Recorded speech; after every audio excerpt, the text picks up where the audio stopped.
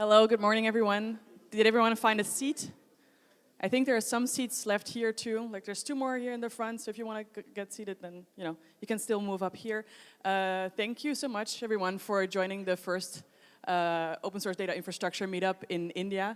I'm so happy to see all of you on a Sunday. I figured out that that's normal here, like where I'm from. We do not meet on the weekend for learning stuff. But anyway, I'm very glad for you to be here. So my name is Floor. I am a staff community program manager at Aiven. So we're one of the hosts of this meetup today, and I'm very glad that CRED opened their offices for us to be here today. I have a couple of fellow organizers. Do you want to quickly say hi from your end? Oh, that's the hi. All right. So definitely come meet them too. I'm so grateful for all of your help in setting this up. So Aiven is a data platform. We host a couple of different open source data tools like Postgres and Kafka, Cassandra, ClickHouse. So you might know some of those names. We host them on a couple of different clouds. We have a couple of different super interesting integrations for you. So if you want to learn more, come up to me or Sachin, who is my colleague who's here today, in an Aiven shirt, so it's very easy to recognize him. That's the one with the crab. I put a couple of stickers also in the back, so if you want to take some stickers home, that's something that you can do too. All right, so for this meetup, we have a code of conduct, so please, if you're not familiar, please familiarize yourself with it. And if at any point in time you don't feel like this is a safe space for you, then please come up to me or one of my fellow organizers and we'll help you out. All right, we have an agenda for today, and we started a little bit early, so that's good. We have 3 talks for you. The first one will be Apoorva will be talking to us, and then we have 3 people from CRED: Chintan, Manas, and Abinasha, right? Yeah. And then we'll have Rohil as well for another talk, and then there will be food, more food than there is already right now. Also, so this is the very, very first meetup that we're running. So I'd love to hear from you what we can do to make this a better event for you. So please fill out the feedback form if you have the time. That'd be super helpful. So Aiven has a couple of free plans. Those are free forever plans. That's not a free trial. So if you want to try out some stuff with Postgres or MySQL or Redis, you can do so by following this link. Give you a second to take a photo of it. 3, 2, 1, and it's gone. Okay, and then also we run these meetups across the world.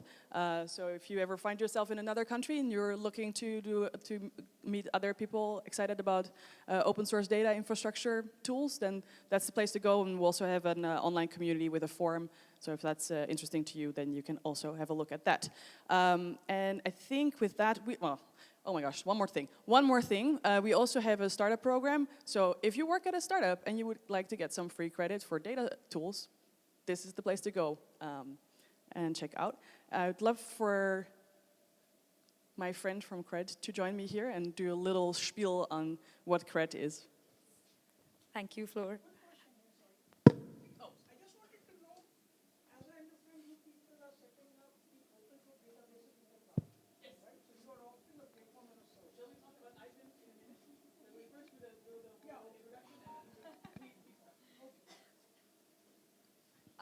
All right. Thank you so much for the introduction. I think it was very comprehensive and knowledgeable as well. Really excited to see all of you here gathered here on a long weekend, as Floor rightly said. My name is Lakshmi, by the way. I'm part of the talent and culture team at CRED. And on behalf of CRED, I'd like to extend a very warm welcome to all of you. It's a full house. How are you all feeling today? It's not enough energy on the floor. Yeah. Wow, that's... Yes, really appreciate that. Once again, thank you so much for all of you to be in here, on a Sunday morning. I am actually here to give you a quick intro about CRED. How many of you here knows about CRED, by the way? Oh, wow. Interesting, interesting. Awesome. Cool. I'll just give a short brief of what CRED is, although all of you mostly know about CRED, right? So CRED was founded in 2018. This is our 5th year, by the way. We're just going to celebrate our 5th year anniversary next month. We are a transparent, fully digital platform for highly trusted individuals, brands, and institutions. With the empathetic approach to design, we make financial decisions visible and rewarding for the members, facilitating access to a better life in the form of exclusive rewards and experiences. Admission to CRED is based on credit scores for individuals, which I'm sure you all are aware of. CRED has a member base of over 10 million people, and members can manage multiple cards, access and analyze their credit scores, pay utility bills and monthly recurring payments, make an investment, shop on our store, discover D2C brands or books or travel packages, make UPI payments, and more on the app. So that's a brief on CRED. With that, as Flo said, I'm going to hand it over to Apoorva from Microsoft. She's going to take over and keep it going. Welcome aboard once again, all of you. Thank you. Hello, hi everyone. Can you all hear me loud and clear? Okay. Hello everyone, welcome to Open Source Data Infrastructure Meetup. I am Apoorva. Today we'll be talking about Delta Lake tables. So moving on. So before we start with the talk, a bit about me. I've been a software engineer for about 8 years now. I started out as a backend developer who gradually developed an interest in data infrastructure and databases. Currently, I'm working on Microsoft Azure in building the data platform for other data engineers.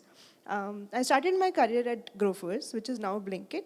I set up the first data infrastructure and ML platform there.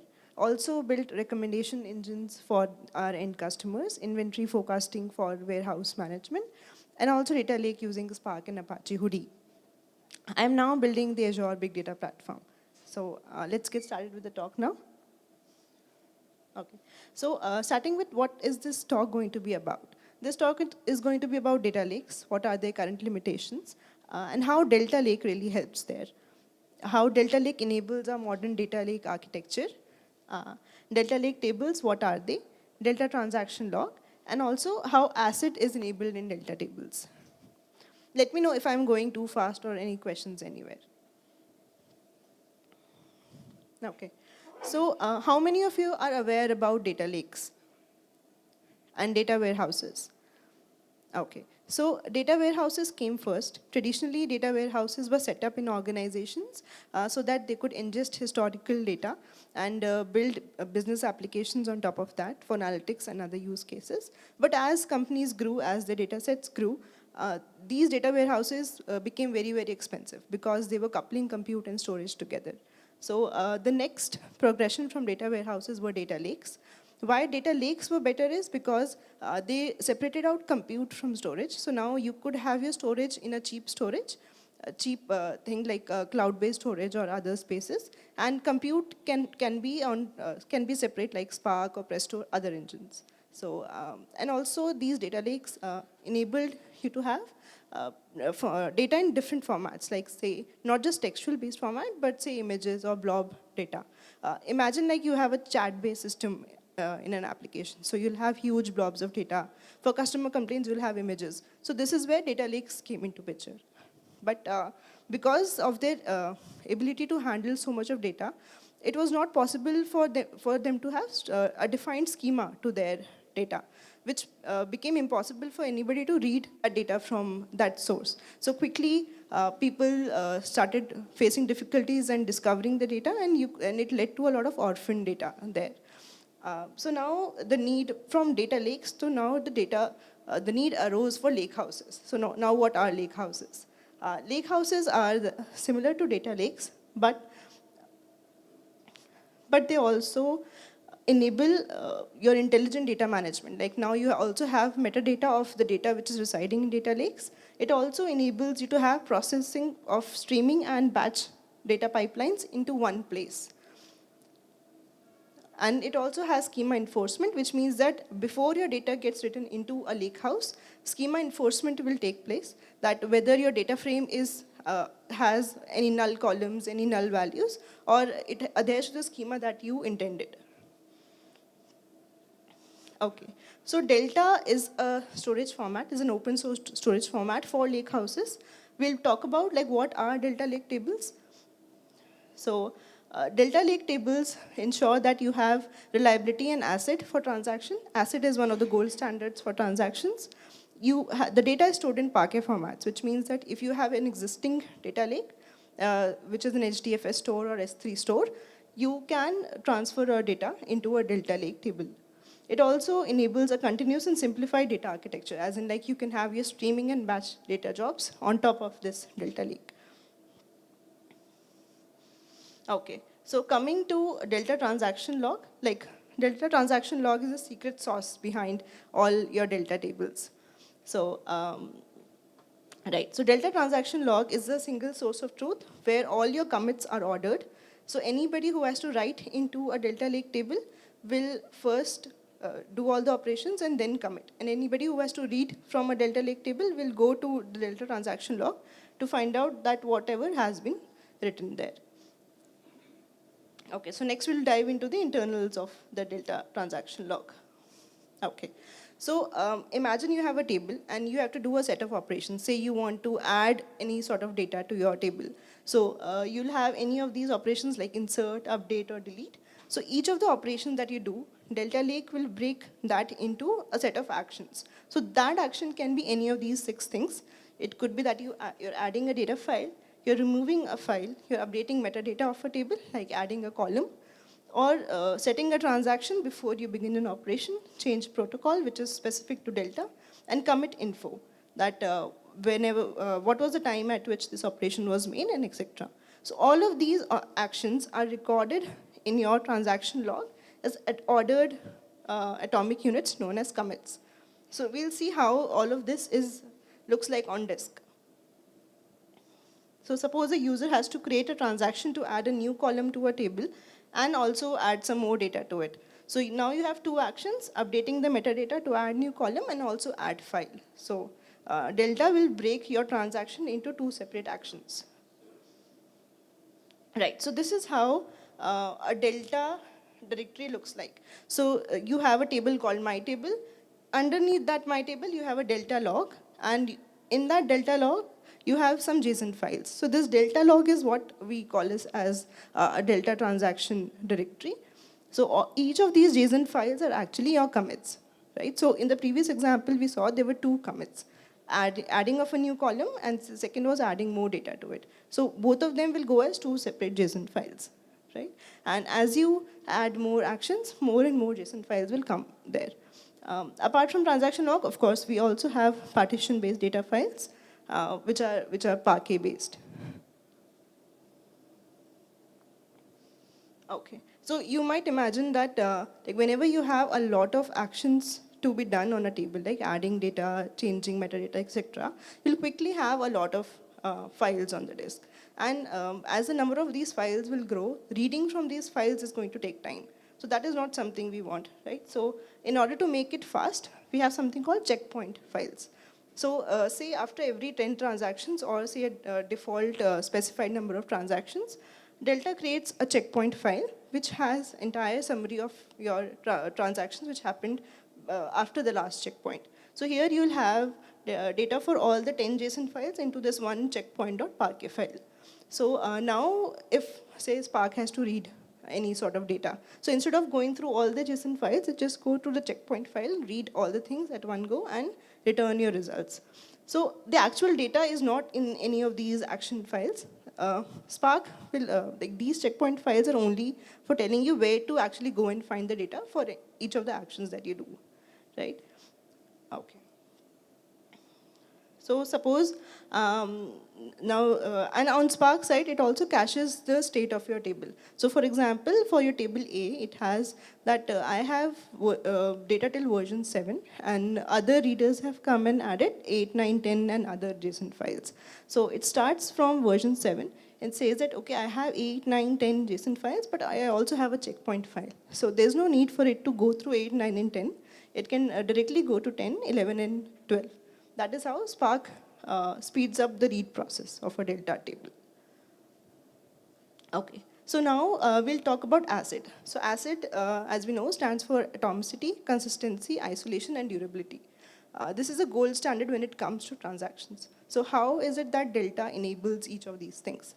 Coming to atomicity, atomicity means that each of the operations that you do on your Delta table will either complete fully or they'll abort fully. There'll not be any partial sort of data anywhere, right? So this is one example where, say, for example, you have a job one, right? Job one has writes something to your table. Your table already has 1.parquet or 2.parquet files, and now it has also added something called 3.parquet. But for some reason, there was a power failure or a networking failure, and this 3.parquet was written incompletely, or to say partially. So in this state, what happens? Like anybody who comes and reads this table, what kind of version will they see? So because the commit did not go through in the transaction log, 3.parquet was only written partially, and the commit never went to transaction log saying that, hey, I have already finished writing this 3.parquet. So in that case, anybody who comes and reads it only will actually ask the transaction log, hey, so what kind of parquet tables should I go and look for this table data? It will only have 1.parquet and 2.parquet. Hence, it avoids reading any sort of partial data which is there, right? In another scenario, say now that your job has aborted, so somebody else comes in and reruns that job. Will you have duplicate data? So in this case, once your second version of the job runs, you'll have 3-parquet, say, which is the fully version of the file. It does not have any corruption or anything. So now, if the reader comes in, will they see duplicate data? No. So since 3/.parquet actually went completely fine, transaction log will have that, hey, you should go and see table data from 1.parquet, 2.parquet, and 3-.parquet. Hence, it will avoid reading any duplicate data from your partial file. This is how Delta implements atomicity. Coming to consistency. So consistency means that all your readers will see a consistent snapshot of the data. So if you have multiple readers reading the same table, they'll see the same version of the data even if one of the writers comes along and tries to modify the same data, right? So even if one writer is coming and modifying that table, you'll see a consistent snapshot which the reader started with when their transaction time started. Isolation. So Delta has a fixed protocol for serializability and conflict resolution. Serializability refers to how these commits are going to be ordered if you have, say, multiple transactions, and what happens in place of a conflict. Like, for example, you have 2 or more writers who are trying to modify the same row in your table. What happens then, right? So you have different isolation levels for a table, for a transaction. Delta implements something called snapshot isolation. Snapshot isolation means that when you start with, say you have 2 writers who are trying to go ahead and modify 2 different rows of your same row of the data. So one writer came in, modified that particular version. Second writer came in and did not see the write, which the first one has already done. They go ahead and modify that data as well. So when the first transaction is going to go ahead and commit that to the transaction log, the second one will see that somebody else has already done that. It will abort its transaction and start again. So in this manner, they avoid rewriting an already happened write, which is happening on a particular row, right? So this is known as snapshot isolation. So, but if the second transaction has read something which is not dependent on the first transaction, then the write will go through, right? Okay, durability. Durability means that since all of the transactions are made on the Delta Lake tables are stored on the disk, so in case of a network failure or say a power failure, you will still have everything on the disk. So this is where durability comes into picture. Then you also have other use cases for Delta, right? Which means that since Delta maintains different versions of the file, right? So whenever you have a new update or a new insert into a table, the existing data files are not deleted on the disk. Like whatever data is needed from those data files, they are copied into a new data file, and those data files are no longer referenced, but they are still on the disk. So if you want to say refer to a historical version of the table, say for debugging. All of a sudden, your table has gone corrupt due to some ETL operation. And you want to say that where did that particular transaction come into picture, which like corrupted my data. You can always time travel back into a delta table and see that, hey, this was my version at say T0, and this is my version at T1, and what are the actions which led to the state from being T0 to T1. So this is really important for debugging your ETL transactions when they go wrong, and they're also useful for audit purposes. And you also have a verifiable data lineage, which means that you can see that which column was added from which of the queries, and how did my, say, data types changed for each of the columns. So a very common problem that we see in ETL processes is that all of a sudden, one ETL is working really fine for, say, months, and then all of a sudden, one day, it says that this data type is incorrect. It is no longer able to do that. So, and all the downstream ETLs also break. So this is really useful there. You can see what exactly changed in your data or what changed in your table to ingest that data. Okay, so this brings us to the end of the talk. Anything that you would like to ask, any questions on this, please feel free to do so. Okay, so no questions, is it? Okay. Thank you so much for coming here. Thank you, Aiven, thank you, Floor, and thank you, Nancy, for inviting me here and organizing this. Thank you. Good morning, everybody, and thanks for being here on Durgastami. So let's get started. We're going to talk about the data quality at CRED. And I'm Abinasha, Chintan, and Manas. Before we do that, I would like to take our journey of using data in CRED business. When we built the first data lake, we used it for KPI monitoring. Is my business performing the way we have set our goal? That was the stage one. In the stage two, we used it for truth seeking. Whenever we take any business decisions, it should not be institution-based. Like, I feel this is how it should be. My gut, we want to take that out. We want to substantiate that with data. And now we are evolving to the phase three, that is, how can I use it for exploring new business ideas, new solutions, business solutions. Here, all our leaders, they start with a vague idea, and our data platform, we want to give them so that they can clarify that vague idea, the abstract idea, and make it a solid business solution. So this is a cultural shift at CRED that uses data to know what users need and develop solutions based on that understanding. So who can do that? And our only criteria is any curious CRED leader should be able to do that, not necessarily an engineer. And this is where the technology people, the challenges begin, because the limited SQL skill, he may not be aware of all the data available, like all the data sources. And also that these data sources are changing very, very fast. So keeping track of all those changes, we can't go ahead and train that. So what is our solution? We went ahead and started experimenting data lake with LLM technology. So we started that. And many people found it useful, but it is quite restrictive at this moment. And the planned improvements are minimal human assistance for data summarization. So that is one area we are working on. Add all available data sets, that's the second area, and resolve model confusion. So these are the three areas. After that, we will be able to expose the complete data to non-engineers. So, and it is a path forward, is an iterative process. I would now, and the core of this whole thing is, can I trust my data? So whenever we say that this is the model I want to give this data, so how can I trust and how do you know that this data is the right data to give? Yep, thank you, Abinash. I think in this talk, right, I don't know how many times we spoke the word data.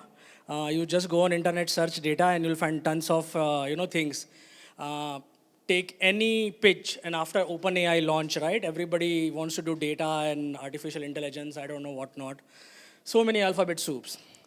Before we continue, before I bother you with few more data-related soups and acronyms, let's take a step back and understand, right, before we talk about data quality, what does trust mean to you? Why is it important? Anybody in the audience? What would you make you believe that something is trustworthy? Sorry, can you come again? Yeah, so transparency, I could say one way is how you probably articulate trust or evaluate trust. Anything else? Why is it important?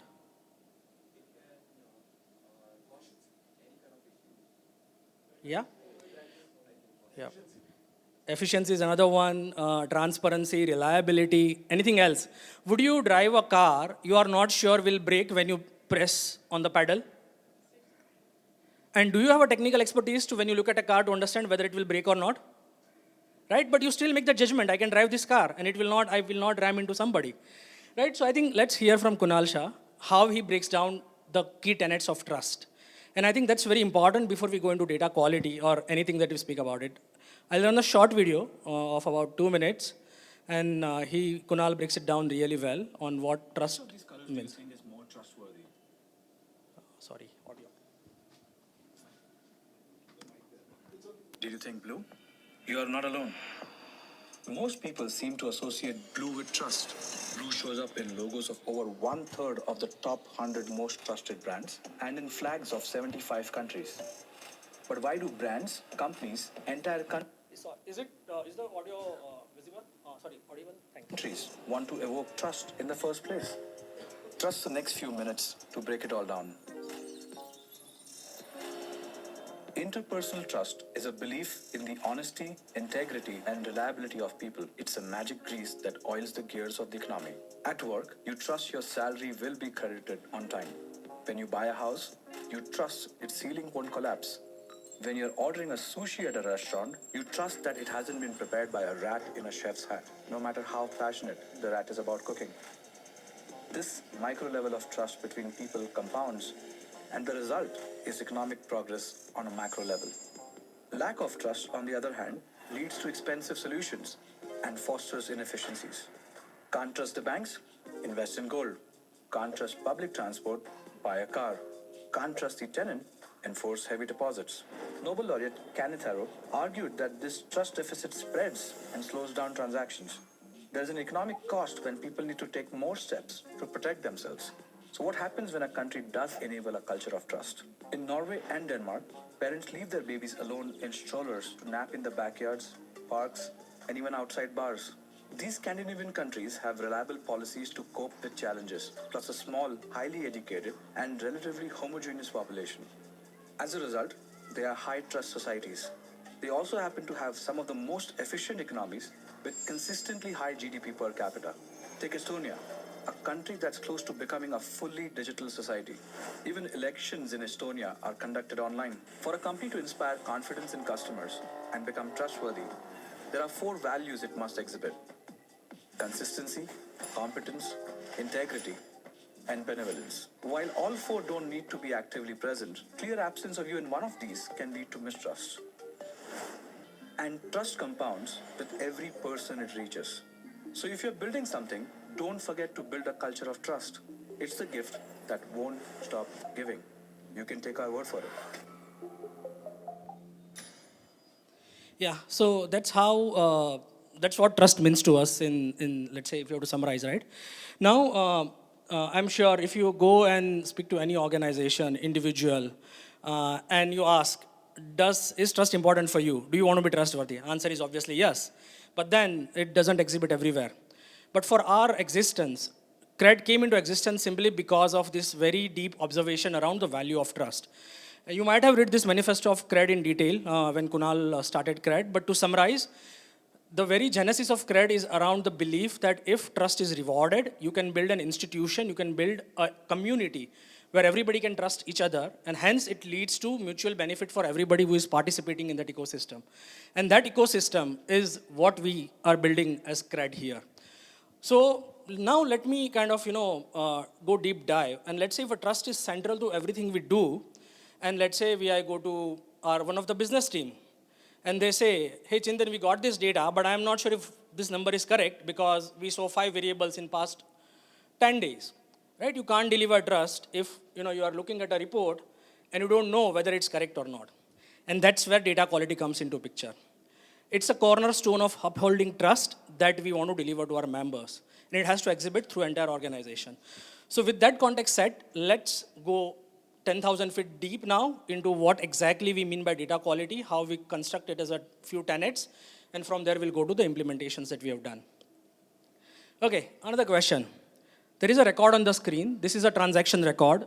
A transaction that happened on, by the way, this is a fictitious transaction, just for clarity. That happened on 25th May 2023, transaction amount being 250K, some transaction code charges. 2 fields are missing, transaction subtype code and GST percentage that was applicable for this transaction. Is this a good record or a bad record? Say again? Okay. Few said bad record, few said can't say. Let's just understand, right?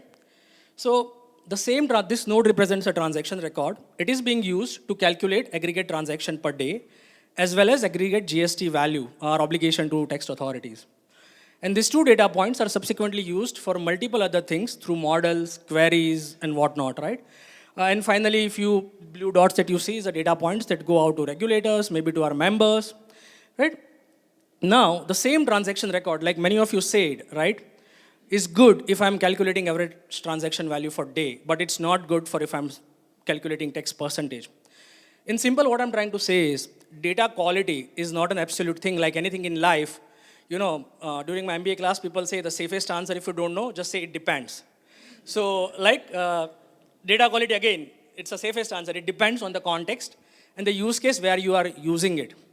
Now, let's get a little bit serious. What it essentially means is, if I'm looking at data quality as a community, as a platform to be built within CRED, very first tenet we need to adhere to is control has to be at the point of consumption. In most of the organization, Lake is a central service where all the data of the entire organization gets dumped. And there would be multiple use cases around it.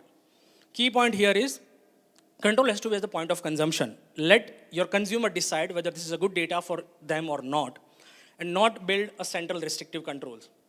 So that's the first tenet. Now let's continue with next set of tenets.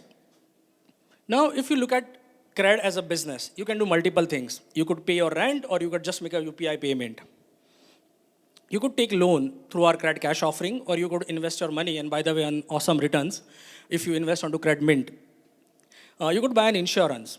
You could purchase things from CRED store, or park your vehicle in a recently launched garage. Any of the experience that you take on CRED, although it involves different teams, it has to be of the same highest quality, which requires coordination across multiple teams. And like any great experience that you want to deliver, which requires fine orchestration across multiple components within the org, data quality is no exception. What essentially I'm trying to say is, the scale of our business also reflects into scale of our data. These are some numbers around amount of data that we are processing on a daily basis.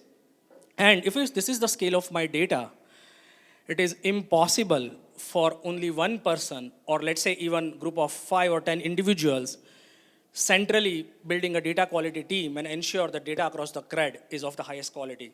In our opinion, it's simply impossible. It's prohibitively expensive, and you would still have failures. So what we need to do is, we need to build a culture where everyone is responsible for data quality. When you say, right, everybody is responsible for doing great things, it feels great.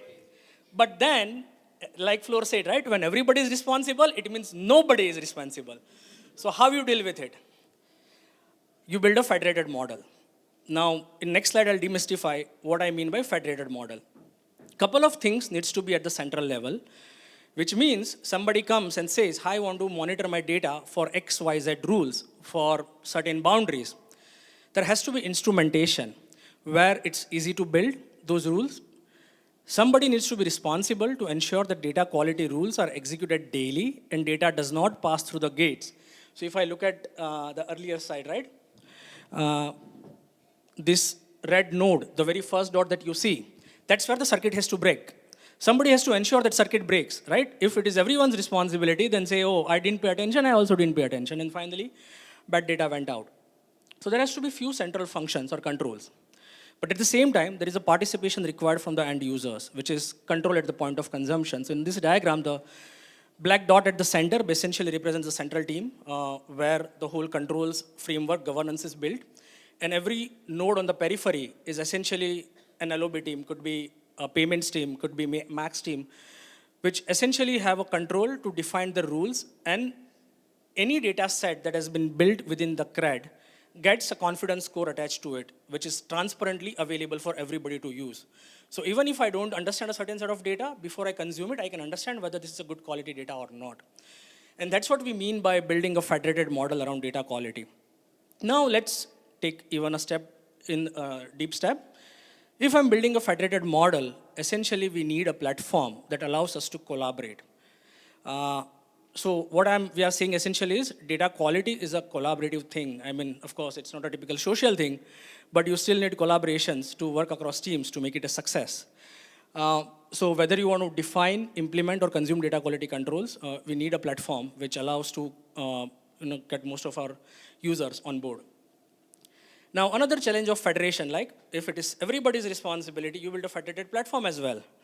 Let's say if I have to manage a team of 10 people and tell them that, hey, data quality has to be at 99.99%. If it doesn't happen, then your appraisal is screwed. Easy to manage, right? But let's say if I got a company of, let's say, or the users of community of 300 people, I can't do that. So you have to think of it as a consumer product within the org itself.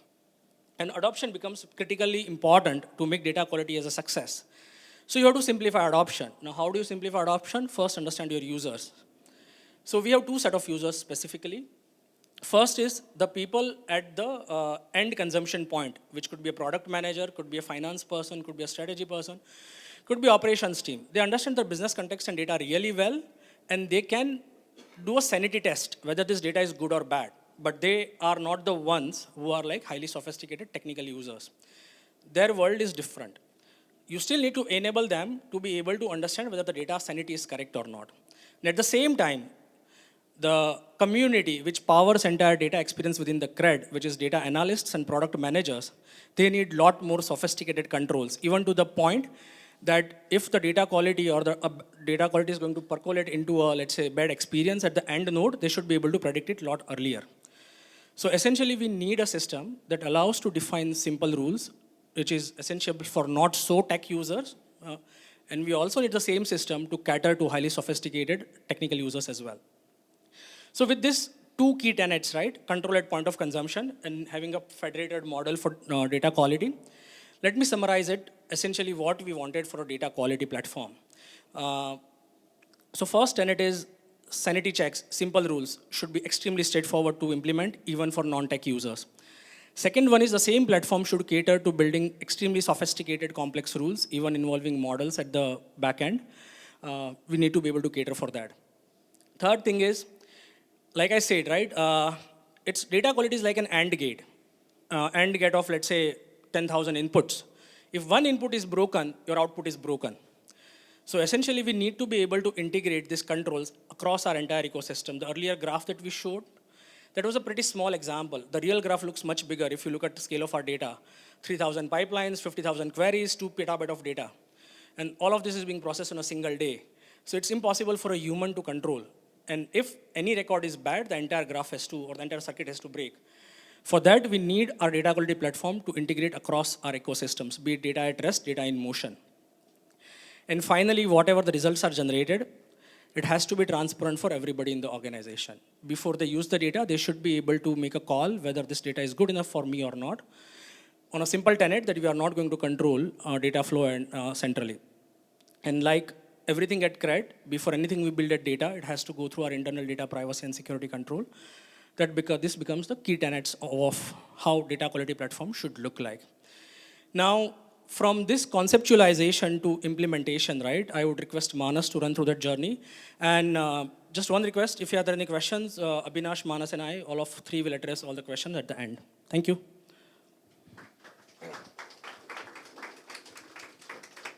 Thanks, Chintan. Okay, so implementing data quality platform at CRED, we wanted to have these key features that should cater to all of the tenants that Chintan defined. So I'll just break down them to you. So basically, users should be able to give custom queries for their own for their use cases, where either the data quality check should be on an incremental basis, or he wants to run basically any reporting. Let's say, for example, if a user is giving on reporting to RBI, right? So he should be able to provide a custom query and say that, okay, boss, just check this certain set of rules and provide me if should I even report it or not, right? The second thing would be like reporting back the primary keys of the bad records. Let's say my data quality process has some rules have failed. Now I should report back the primary key or a composite key where users should be able to easily identify, okay, these are the bad records that I would be able to, I need to further do an RCA on, right? My user should be able to come on a data quality platform and say that I want to configure notification alerts. Let's say I want a pager duty, or I want to send a SNS alert that would be consumed by, further by a backend application and perform necessary actions, right? Or simply a Slack alert would be fine for them, right? Depending on the use cases. Now, my data quality platform should be able to provide a failure mode where sort of a circuit breaker, you can say, that Chintan has said, that if my data quality process has failed, it should trip all my downstream jobs. No other, no downstream data should be flown until unless it has approved by a data quality process, right? So that can be that is a fail fast mode. Let's say if the user just wants to understand like how my data is flowing, right, or how my quality is, he can always set a warning as well, just saying that this has failed, but don't even trip my circuit, right? Okay, so the user should be able to provide one data set, one rule, one custom query or one table, right? And he should be able to configure multiple rules on top of that. Okay, so my user should have ability to provide a custom rule or that is specific to CRED, right? Those might not be available in open source or, right? Yeah, okay. So as Chintan said, right, there were two user personas. So users should be able to add data quality process in their existing processes. Let's say if there's a pipeline and he wants to run data quality check even before introducing it to a production data, right? So he should be able to add that in the existing pipelines. Let's say there's a product manager or a business analyst who wants to just want to send data before reporting to RBI, right? So he should be able to run those data quality checks on an ad hoc manner as well. So he should be able to say, this is my custom query, these are my rules, just let me know if this is, if the quality is fine or not, and I'll be reporting to RBI, right? Then audit logging, basically, you should be able to, users should be able to get back on like what sort of checks were run, on what table or on what query, and what has happened in the entire process. So that even if, let's say, tomorrow any failures or anything happens, we are able to track back, like what was the problem, right? One of the key features that we wanted to have in our data quality platform was to use an open source tool, and which is where we wanted an active community support. That was the key requirements for our data quality platform. So this is where we came across Great Expectations, which is Apache License 2.0, which has all these great features and was catering to all our requirements that I showed you in last two slides, right? So a few of the features that I've listed down made us to evaluate Great Expectations. So it was extensible and flexible. It was able to integrate with more than 25 tools that we are using in our data ecosystem, right? It does support 300 plus data quality rules that comes out of the box. So even the user does not have to build their own, hopefully, build their own rules, right? multiple source integration. So let's say my data is sitting in file systems, let's say S3 or even on your laptop, right? Or in-memory data sources like pandas or Spark data frames, right? Or let's say if I want to connect to my data SQL sources like Databricks SQL, MySQL, Postgres, right? So all of these integrations were available in Great Expectations. Plus, we had a great active community support, and they do a frequent releases. So while implementing, we had a lot of doubts or around Great Expectations on how to implement or some technical questions. So the community was really helpful in, they typically reply between 24 hours, and which was really helpful as compared to other some tools that we evaluated, right? Okay, so I'll just show you in a high-level architecture that how we have implemented data quality at CRED. So what we have done is all our config stores are stored in RDS, where all the rules and everything is stored here, on which Airflow reads this config from RDS and inject into Great Expectations library, right? So what happens is after once these rules are injected to Great Expectation library, it will run all that all the validations on our data lake, which will if let's say there is any failures or let's say my data validations have not worked right, or any rules have failed, so it will you will be able to report it back to SNS or Slack, PD or Jira, right?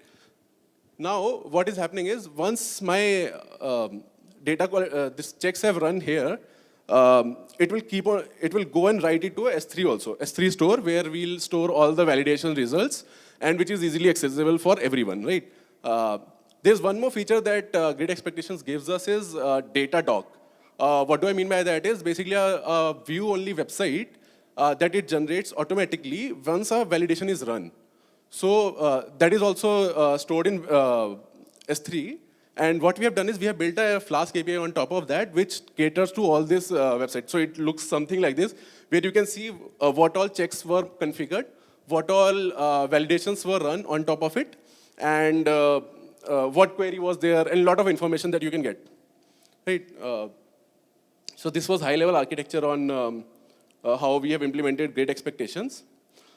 Okay, so any customizations that are done at CRED on Great Expectations, we are contributing it back to Great Expectations as well. So there was one feature that that was not that Great Expectations did not support. That is where we implemented one feature where Great Expectations supported IAM users for writing data to S3. But being CRED security first company, right? We only use IAM roles. So that is where we thought of building this feature and contributing back to Great Expectations.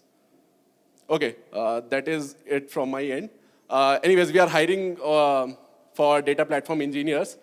So if you guys are interested in joining and this journey of building a great data platform at CRED, so please go ahead and scan this QR, take a screenshot, or please reach out to us. We are all here. If yeah. have any conversations about Cool. Any questions? yeah. Can you go back to the architecture? Yeah. I have a question here.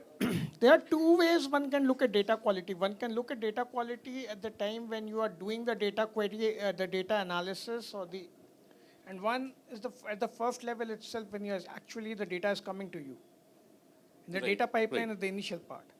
You guys seem to be taking the route where you put everything in the lake, and then as and when needed, you look at it, check it out whether the data quality is there, and then say yes or no and send it out, right?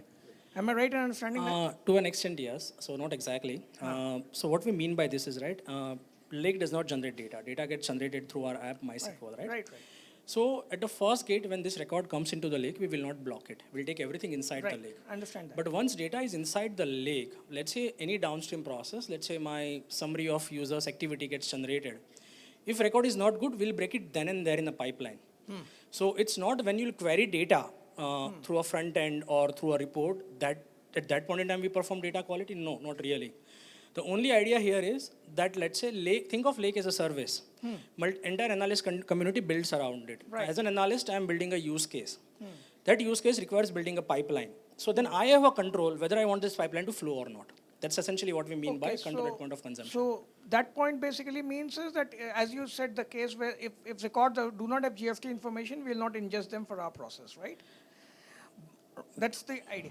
Yeah. So a question again comes in that if there's no GST, then what sort of an RCA, etc., do we have a process to ensure that Yeah. the next records being generated by that entity actually have that? Correct. So what we spoke about data quality here is essentially for the entire analytical function, right? But there are multiple aspects to data quality. Say, for example, 1,000 transactions happened on my app. But let's say on the my lake, I'm getting only 900 transactions. Very fundamental thing, right? So that we take care of it as an entire ingestion thing. When such a pipeline breaks, like Manas said, right, the entire this observability has been built around it. A workflow triggers, and then RCA gets done, because essentially another fundamental principle for Lake, and I'm sure everybody is aware, Lake is listener to data. Lake does not generate data. What we need to do is minute we get a record, alert should go if record is not complete, and necessary parties to be notified for a corrective action. So that's precisely That's the the way. business logic that Correct. part That's takes place. precisely how we operate. Right. Okay. Thank you. Yeah. Thanks. Any further questions? Yeah.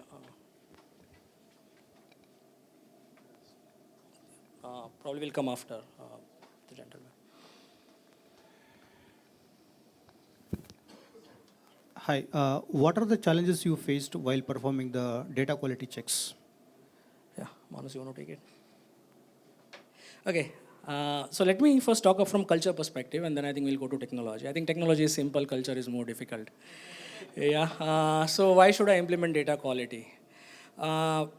Now, as you can imagine, I think when Lakshmi introduced, right, kind of growth that we have gone through, while it's great, but it also means every CRED employee is working extremely hard.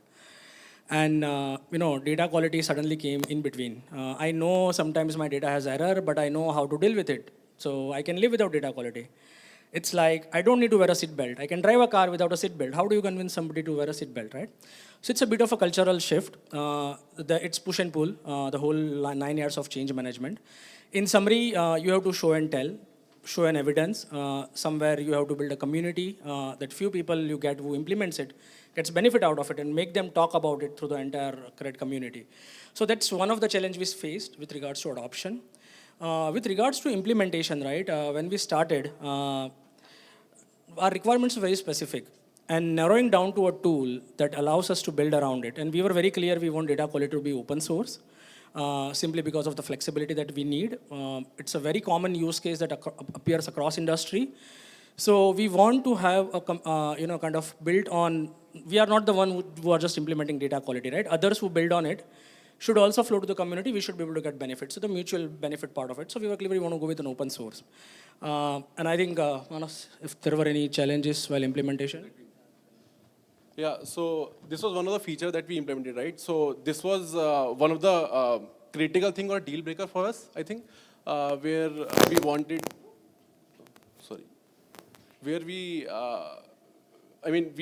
this was a deal breaker for us, right? That Great Expectation does not support it.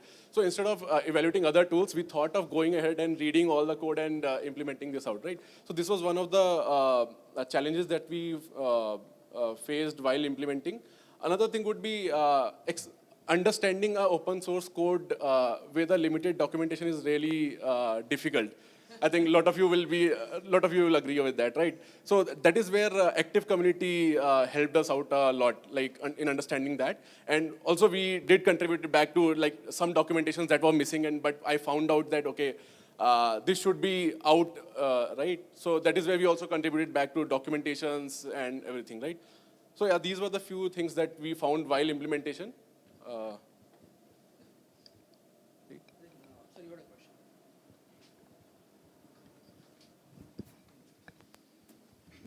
Yeah, hello everyone, this is Amitosh. So I have a question around like, how are you enabling like someone like a data scientist in your team or an analyst in your team to actually write a rule for Great Expectations? Like, do you have some tooling around it, or do they have to like commit some code somewhere, or how is the process looking? Right. So all our, I'm audible, right? Huh. So all our rules are currently storing in RDS. So what we are doing is, as our next steps, we are building a UI on top of this. So what user will be able to do is they'll be able to configure all the rules via UI, and that will flow into RDS, and he'll be able to inject those, we say it as those rules basically, he'll be able to inject via Airflow. Or next thing that we are thinking of is also exposing an abstracted code out in a library form. So that, let's say if my data scientist is working in a notebook, right? So he should be able to perform a data quality then and there in their in-memory data frames. So that is our next steps. That is how they'll be able to easily integrate. Right now it's a sort of a manual process, you can say. Yeah. Okay, so also like speaking from my experience around working with data quality stuff. So a lot of rules that basically that I have implemented, like we don't use great expectations, we have something else. But a lot of times what we see is like we have to do a lot of duplications around rules, because I mean it's generally like a templatized rule that you customize parameters and then you put it along. So do you have have you ever faced such a problem? Like have you solved for it or like? Right. So we have a sort of SOP, you can say. We have built in such a way that all the users can come in on this website and see what all checks are configured on that particular table or a data set or the query, right? So that he does not duplicate it. So that is how we are preventing all the duplicates check that are being ran via users. I think I want to just add one more thing. We are in the, actually, if you see the problem lies well above in the flow. Like we don't have a generic feature store, let's say, like features. If we can build that, then everything downstream gets straightened out. So to answer that, we are in that process, and we want to handle this upstream and with the confidence score on the quality and all other aspects. Okay, I think I would want to rephrase my question. In terms of duplication, I was meaning more like a dry principle duplication, not really like checks being duplicated. I mean, you have like templatized checks. Like, do you have something like that? So let me kind of understand the question correctly. So what you mean is, let's say if I put a not null check and primary key check, for example, on a same record, do you mean that by dry check or dry duplication, meaning two rules speaking different language but ultimately achieving the same goal? Yeah. Is that the question? Something like that. Yeah. So answer is yes and no. We cannot enforce and we don't want to enforce for a simple reason. Our fundamental principle is that as a user of the data, you know better about the data than anybody else. And if you feel both the rules are important, please go ahead and do that. Having said that, if I talk about other components within CRED ecosystem, I mean, we go with this principle. You want to build a dashboard, you know your data, you know your use case, please go ahead and build it. But once we reach a scale, we have a standard process to take an inventory check from the usage stats perspective and do a redundancy cleanup. For data quality, we are not at that stage yet. So for at this point in time, let's say if two rules are ultimately yielding the same results, we are not monitoring, we are not blocking. At some point in time, if we think it impedes our performance or our pricing, then yes, we will look at it. Okay. Yeah, that's it.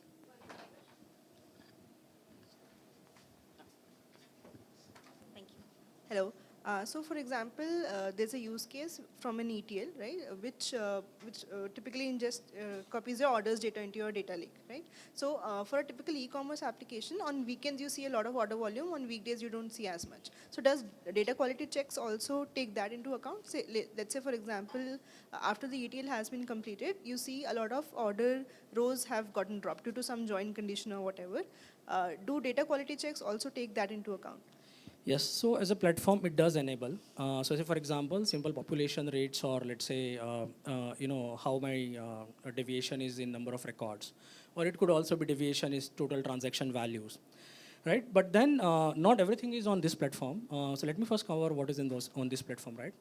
Again, going back to the principle, if you are a user of the data, you should know what should be the trend of it. And you can simply write data quality rules which touch across multiple tables or multiple data points. In that case, one data point would be my trend on day-to-day basis and my trend on week-to-week basis on a volume of something. And second data point is the data set that I'm evaluating. So yes, this platform supports it. Okay. It's being used in certain use cases. It's not a widespread use case yet. Having said that, for us being a payment company, probably it's too late if I see my volume is dropping. It needs to be monitored in real time, right? You try to make a payment and payment doesn't happen, and you get frustrated, ye kya chal raha hai types. What's this going on? So for this, we have something called real-time anomaly detection.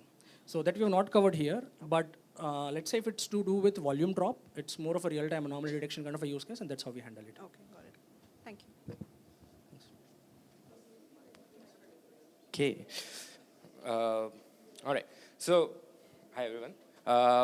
I'm going to talk about how we evolved the infrastructure for our data platform, which we scaled a lot in the time that I was there. All right. Little brief introduction about me. Hi, I'm Rohil, and I'm currently working as an engineering manager with Pixxel. I previously was with Gojek and worked on the data platform there.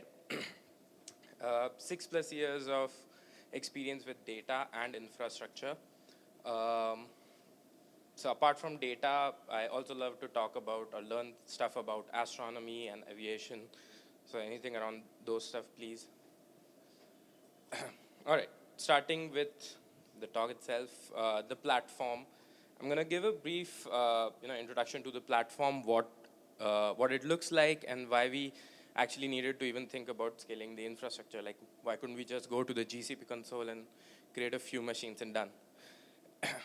All right, so we had a few services in just a few for handling a lot of stuff like ingestion and processing, analysis, data quality, discovery, access management, etc. So all of these services helped solve the use cases for data analysts, developers, data scientists, and even SREs in a few use cases. So really the data platform actually catered to all parts of the company. If you need some more details about these services and what they do, you can always go to raystack.org. All of these are open source and available on GitHub. Links also at the end of the slide, so I'll share that. Right.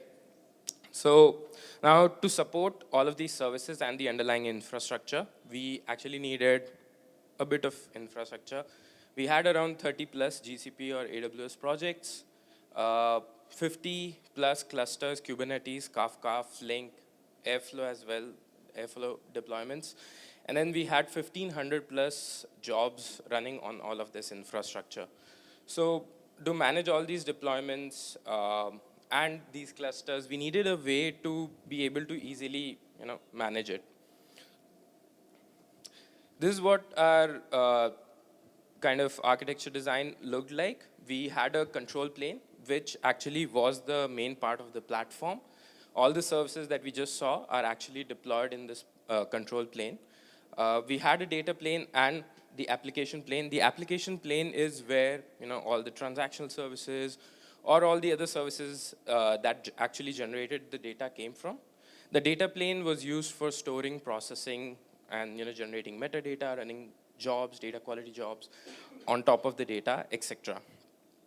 The control plane controlled everything around the same, access management, deploying those jobs, monitoring those jobs, etc. Everything was in the control plane. Now, we also allowed people to bring their own infrastructure where they wanted more control of their infrastructure. So they could just register their Kubernetes clusters or Kafka clusters.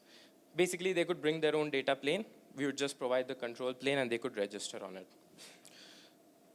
Right. Moving on. What were the challenges that made us think, that we need to really do something about the infrastructure?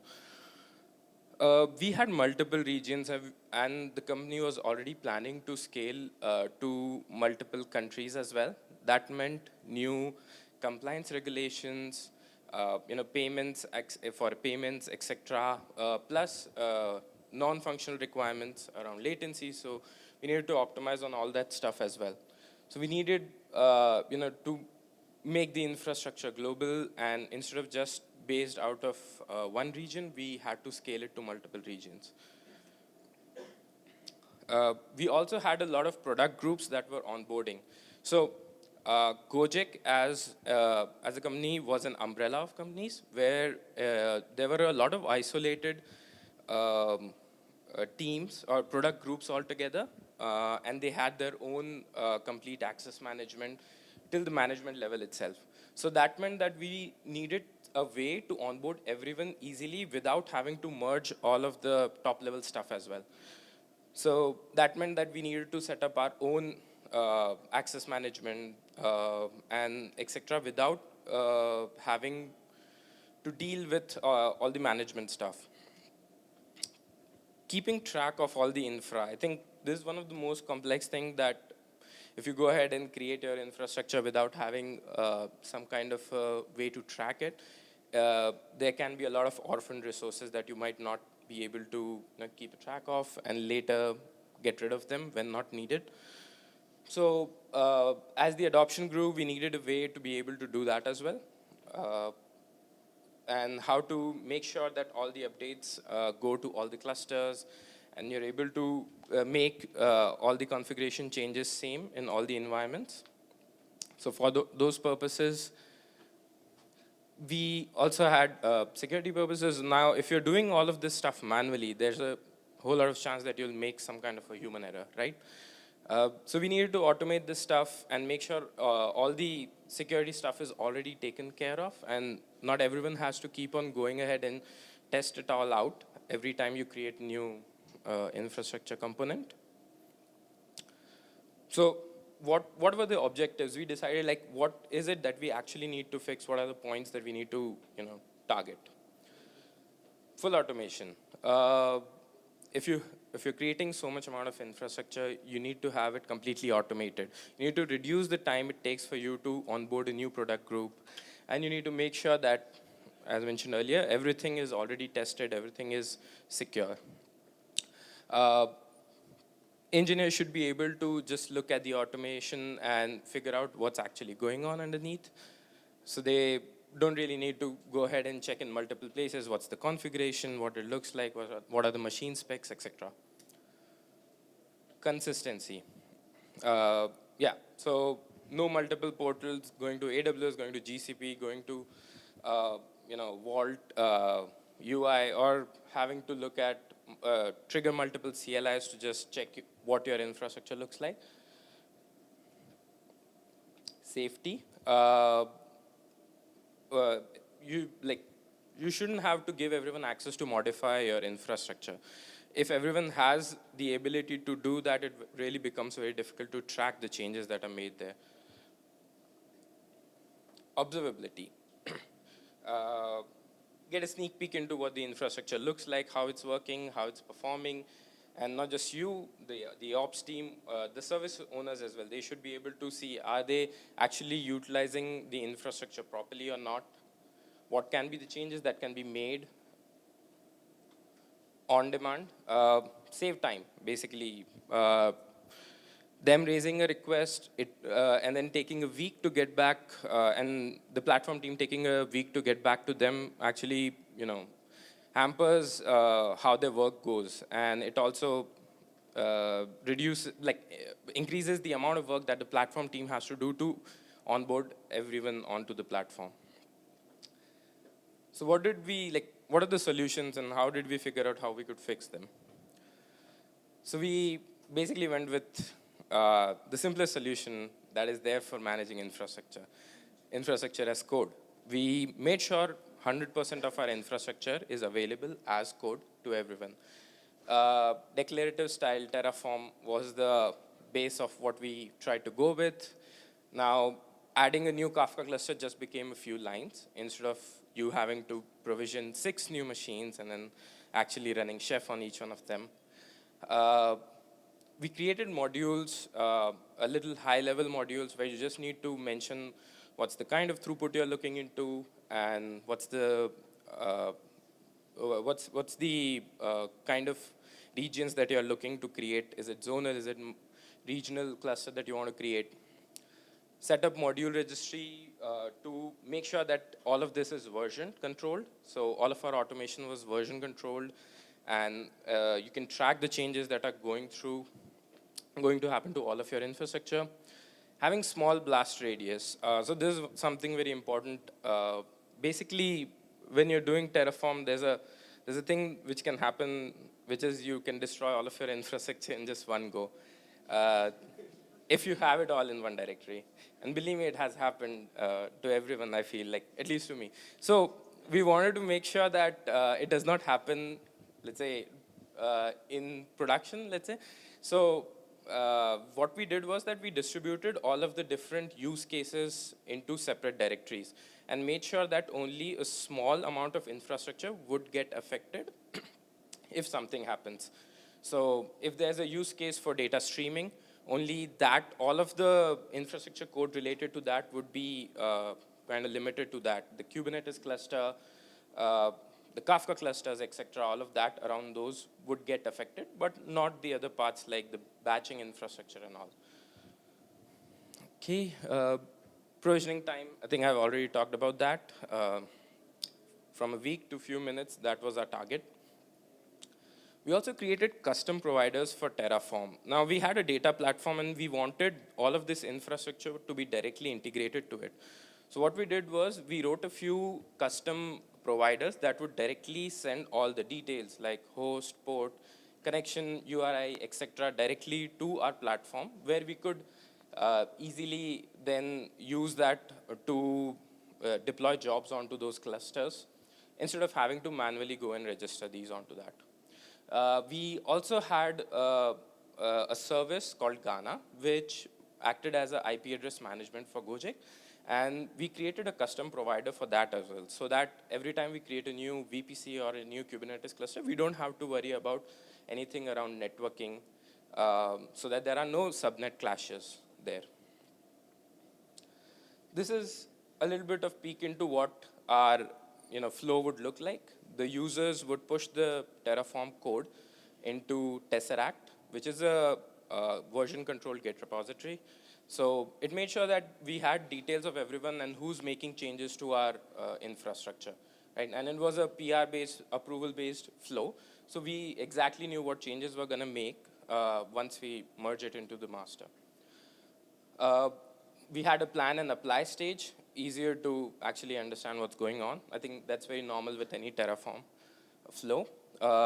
It would directly affect the cloud infrastructure, and using the custom Terraform providers that we wrote, push it into our metadata service and secrets into Vault, etc.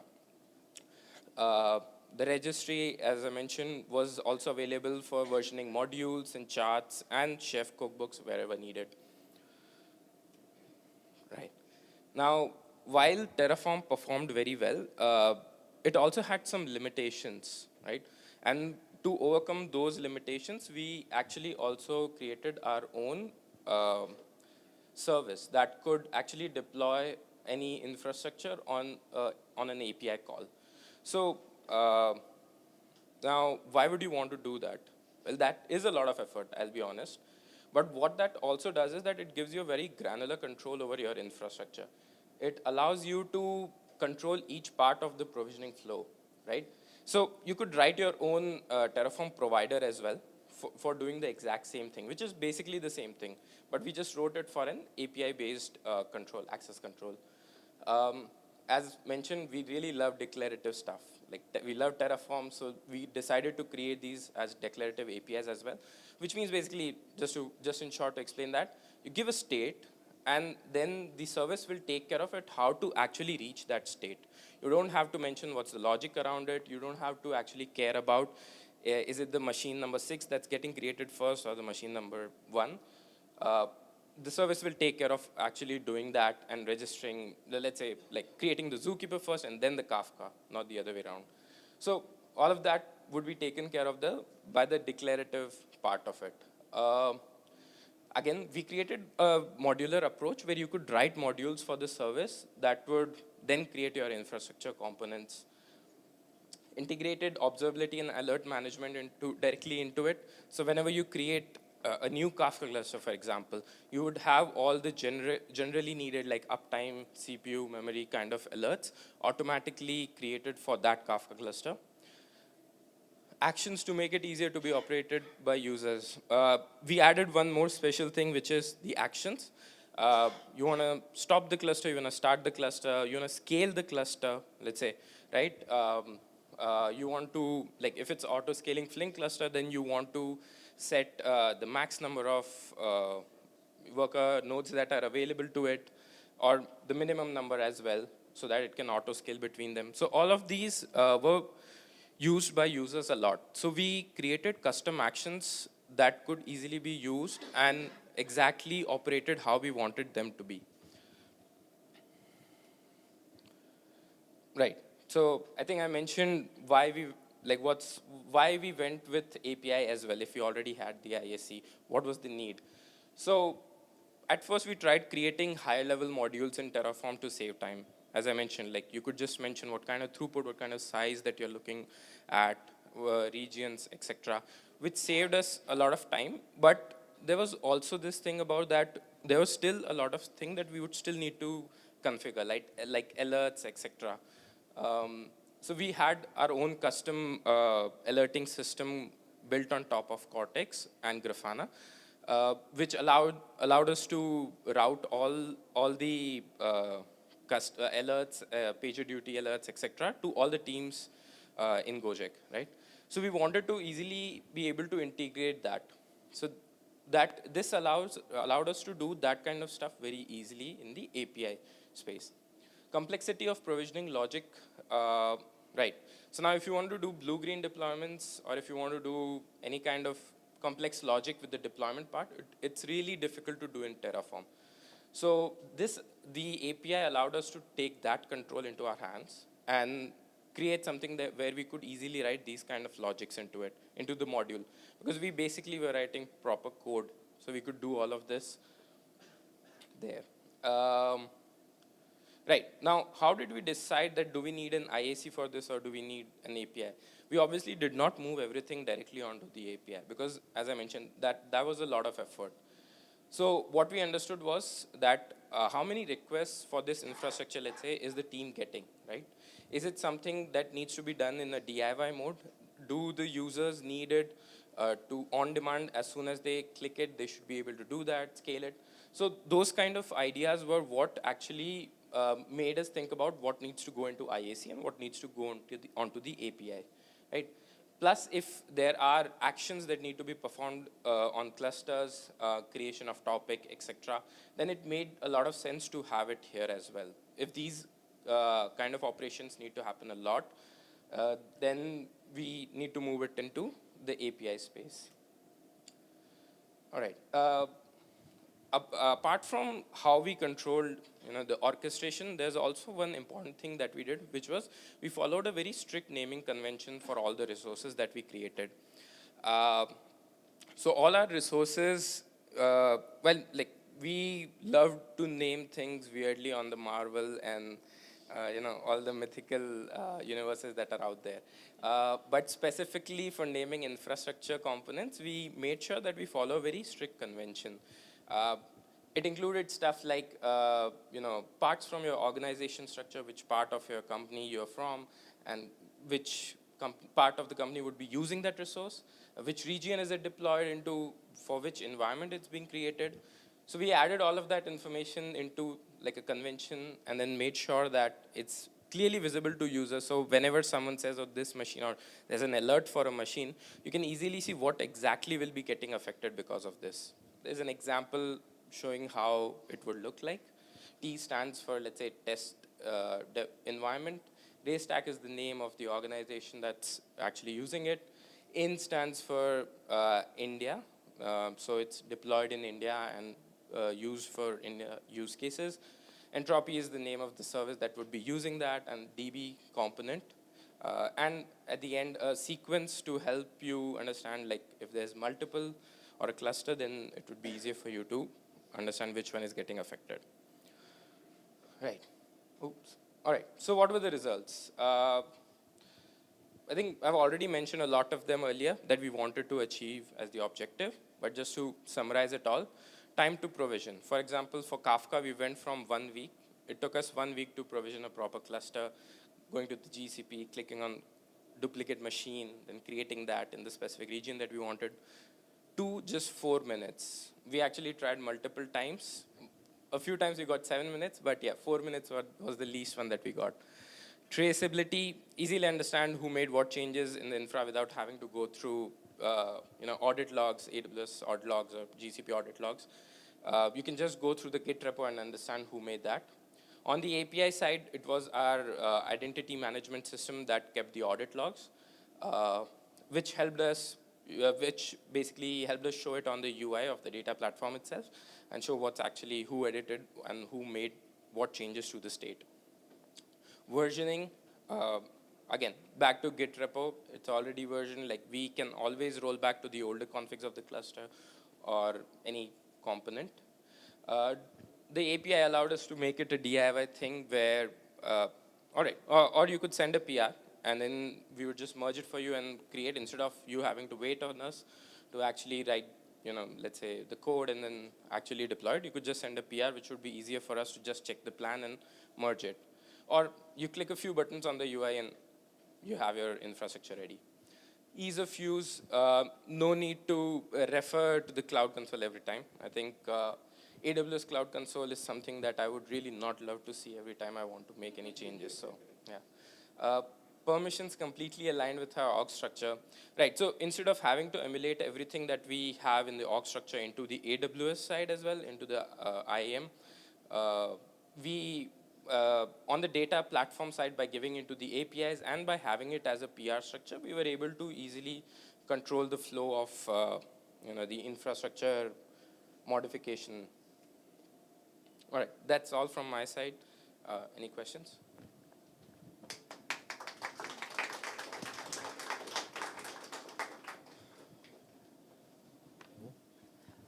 Thank you for this great session.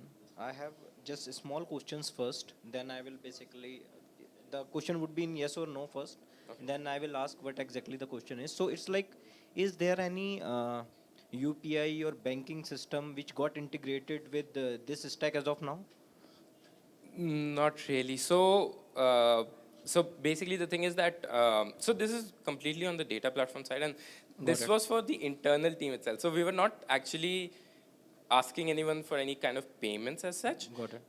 There was a cost reporting, reports, etc. generated completely on Grafana. So you could see those, but there's no payments involved in the platform itself. No, I'm just asking, is there any, like any bank like HDFC or Axis Bank, as these platform, like these banks, can they use this platform as an open source infrastructure completely. management? Yeah, completely. Like it's available on github.com/raystack. Okay. You can go there, check all the services mentioned and all the infrastructure provisioning mentioned. Apart from the Terraform code base, is all available there on Raystack. But not the Terraform modules. They are not open source. Okay. Just on this answer, basically, I have one more questions. You already defined, like there is a reason specification, like someone wants data in India only.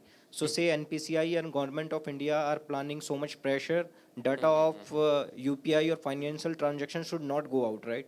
So any infrastructure which is getting built by these banking environments or apps like CRED, Paytm, Google Pay, Phone Pay, if they are coming to you and asking the data should not go outside and the infrastructure that gonna build on top of it should be like I am a developer working somewhere and I just want an access to that platform wherein it just ease me to provision anything, and I should be confident my data or like whatever APIs or applications I am deploying should not go out from this reason. Is it possible here?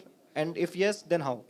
That's a very nice question, and that's a problem that we also face, but that's a problem that's more on the cloud side, as in the cloud providers, because the reason is that there are still a lot of services that we're using for underneath services, right, that are not really available in all the regions, let's say, right? So a lot of times we want to use them, right? So if you mention a region that's actually not available, it would just fail. But there's no check as such. Yeah, this is basically all cloud platforms like AWS, Azure, GCP, they are basically finding difficulty to making this understandable to the Indian government. Like the data would not go out. That's why I have this question. So while it's not mentioned here, but I'm missing the name here, but there's a open a policy agent that you could use to actually write similar policies. Okay. In case you're completely aware exactly this is the region that you want to, which is something that we had integrated into the CI, but it's not like I didn't go through that part yet. You could easily write those kind of rules in Open Policy Agent, and that would allow you to make sure that whatever region you want to stay in, that, you know. Nice. One last question. So as you said, from 1 week to 4 minutes, right? For Kafka cluster to get set up. So if provisioning contains few steps for VM and BM, is those steps listed somewhere where like people outside this company can see and try to mimic that same step for reducing their provisioning time? All right. So it's not documented from our side, Okay.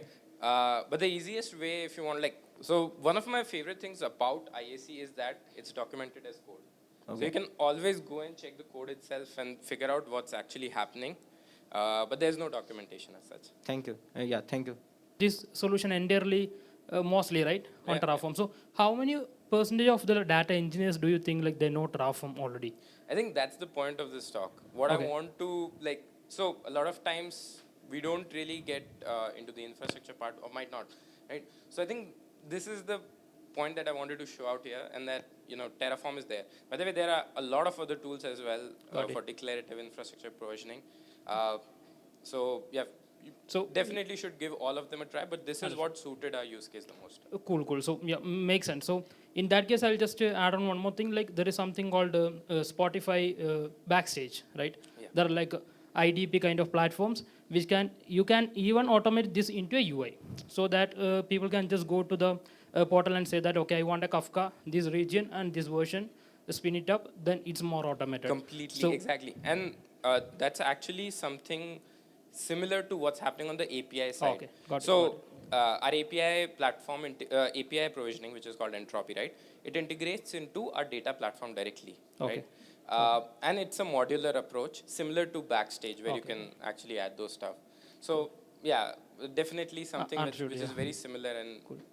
So for Terraform guys, yeah, this makes sense. If someone is not familiar with that, you can always explore like Backstage. Thank you.